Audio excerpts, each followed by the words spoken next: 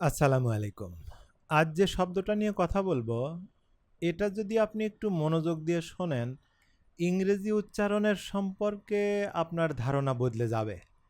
আমি আপনাকে নিশ্চয়তা দিচ্ছি যে ভিডিওটা যদি শেষ করতে পারেন, উচ্চারণ সম্পর্কে আপনার ধারণা বদলে যাবে ইনশাআল্লাহ।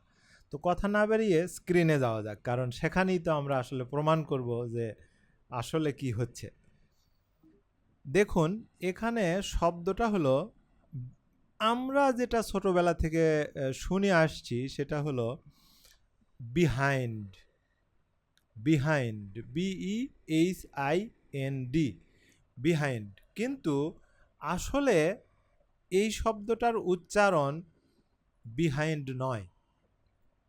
এটা যদি বলি তাহলে আমার তো মনে হয় যে এক ধরনের শকড হওয়ার কথা। বলে কি? ছোটবেলা থেকে শুনে আসছি বিহাইন্ড, কিন্তু বিহাইন্ড নয়। আসলে এর মধ্যে একটু কথা আছে। একেবারেই নয় তা ব্যাপারটা এরকম নয়। কিন্তু যে জায়গাটাতে আমি নিজেই অবাক বা আপনারাও অবাক হয়ে যাবেন আশা করি, সেটা হলো খেয়াল করে দেখুন ব্রিটিশ এবং আমেরিকান, দেখুন এটা ব্রিটিশ উচ্চারণ, এটা হচ্ছে আমেরিকান উচ্চারণ, এবং দুটাতেই কিন্তু ফোনেটিক একদম লেটার বাই লেটার সেম। দেখেন এখানে যে লেটার, এখানে ফোনেটিক লেটার, মানে কোনো পার্থক্য নেই, এক্স্যাক্টলি সেম লেটার্স। তাহলে উচ্চারণে পার্থক্য কেন, কিংবা পার্থক্য কি আদৌ আছে, সবটা জানতে হবে। এখানে এসে দেখুন এগুলোকে ভেঙে ভেঙে দেয়া হয়েছে, যেটা আমি গত ভিডিওতে কিন্তু শিখিয়েছি যে কিভাবে আসলে এগুলোকে উচ্চারণ করতে হয়, মানে এই ফনেটিকগুলো কিভাবে কাজ করে। এখানে আরেকটু হালকা করে বুঝাইয়ে দেই, সেটা হলো এই বিটা, এখানে যে বিটা সেটা উচ্চারিত হবে এই বুক শব্দে। আমরা যখন বুক বলি তখন বিটা যেভাবে উচ্চারিত হয় এখানেও সেভাবে বিটা উচ্চারিত হবে, প্রথম যে বি।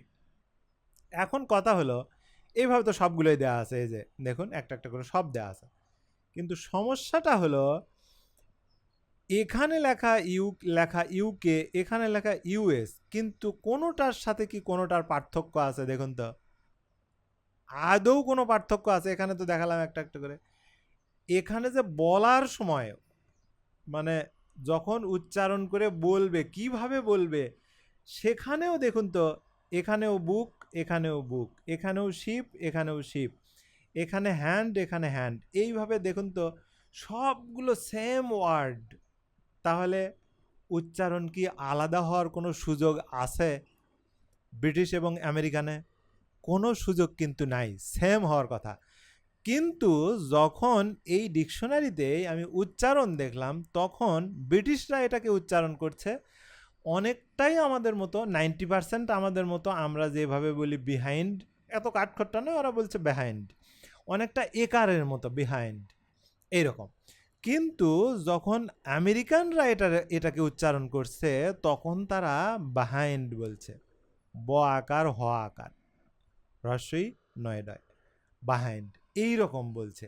তাহলে চিন্তা করুন আপনারা অনেকেই, আমি যতদিন ধরে ইংরেজি শেখাই সবসময়ই বলি যে অন্তত আর যাই করুন এই উচ্চারণ নিয়ে মাতামাতি করবেন না। কারণ হচ্ছে এটা ইংল্যান্ডেরও দেখা যায়, ওদের তো আমাদের মতো ডিস্ট্রিক্ট নয়, ওদের হচ্ছে শায়ার। তো দেখা যায় যে একটা শায়ারের মানুষ আর একটা শায়ারে দেখা যাচ্ছে যে ভিন্ন উচ্চারণ করে। আমেরিকানেও তাই, একটা স্টেটের মানুষ একভাবে উচ্চারণ করছে একই শব্দ, অন্য স্টেটের মানুষ অন্যভাবে উচ্চারণ করছে। এখন হয়তো বলবেন যে একটা স্ট্যান্ডার্ড তো মানে প্রোনাউন্সিয়েশন থাকার কথা, অবশ্যই আছে, যেগুলোই যে আমরা দেখছি। কিন্তু আমি আপনাদেরকে এমনটা দেখাতে পারবো যে নেটিভ স্পিকারও ভুল উচ্চারণ করে, একদম স্ট্যান্ডার্ড যেখানে হওয়ার কথা। সিনেমার ক্লিপ আমি আপনাদেরকে দেখাতে পারবো সামনের, সেটা আমি প্রস্তুত করতেছি, আপনাদেরকে দেখাবো। একটা কথা বলতে চাই, আপনি কথা বলতে চাইলে বলা শুরু করুন, কোনোভাবেই চিন্তা করবেন না যে এটা বিহাইন্ড হলো না বাহাইন্ড হলো, তাহলে আমি এত কথা বললাম কেন। কারণ এটা বোঝানোর জন্য, কিংবা সামনেও হয়তো বলবো, এটা বোঝানোর জন্য যে দেখুন একদম সেম, ফনেটিক্সগুলো একদম সেম, অথচ বলার সময় তারা ভিন্নভাবে বলছে। তার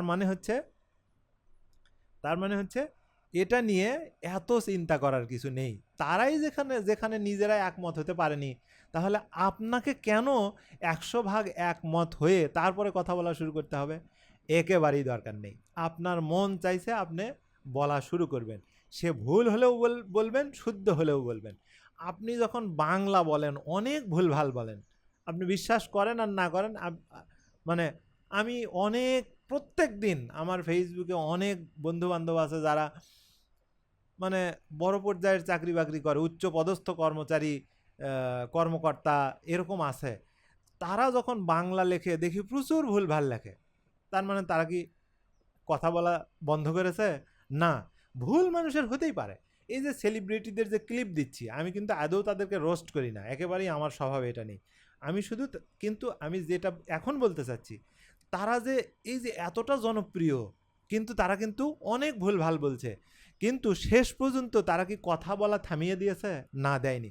তাহলে আপনি কেন একজন সাধারণ মানুষ হয়ে কথা বলার সময় এত চিন্তা করেন যে ভুল হতে পারে, আমাকে জাজ করতে পারে? করুক না, ভুল হোক না।